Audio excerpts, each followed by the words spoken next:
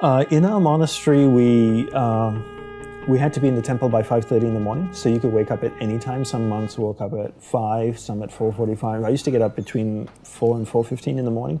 Get up, take a shower, I'd do some practices on my own in my little hut. I lived in a 10 foot by 10 foot by 10 foot tall square hut in the forest. And 5:30 we'd come to the temple, we'd have a ceremony together for about half an hour, then we meditated as a group for 1 hour.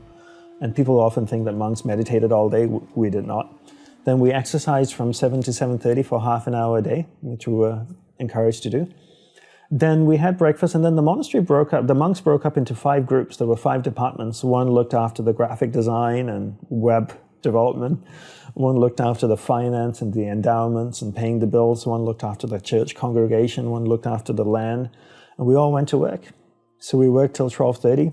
12:30 to 1, we were each assigned a place in the monastery to clean. So some cleaned the toilets, the pathways, the rooms. 1 to 1:30 was lunch. 1:30 to 3, we took a little nap, a little siesta. And then 3 to 6, we went back to work again in our respective departments. And then 6 to 7 was the free time. You could do whatever you want. Some monks exercised, some did carpentry.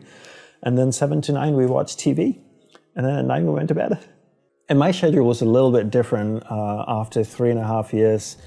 After my guru died, I took on a little bit more of an intense schedule. Our temple in the monastery had a 24-hour vigil system, so every 3 hours there was a monk on duty in the temple, and this has been going on for about 46 years now.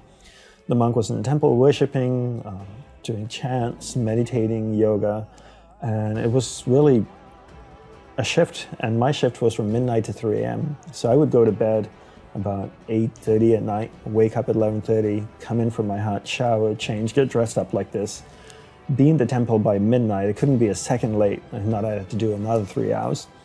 Be awake from midnight to 3 a.m. doing my spiritual practices, and then go to bed again by 3:30, wake up at 7:30 the next morning and go on with my day. Okay, so you're holding a constant vigil in honor of him dying, or there was always a vigil? It was always there. Okay, yeah. So you took that on. Yeah, and I did that for about 6.5 years, which was pretty intense. That exhausting. It was. And actually me and another monk did it, and so we did it. I did it for a month, then he did it for a month, and then we switched on and off. But waking up at 11:30 at night, for 6.5 years and going in, doing practices from midnight to 3 a.m. was probably one of the most intense things I've ever done. Okay. Because that's the time when you want to sleep the most.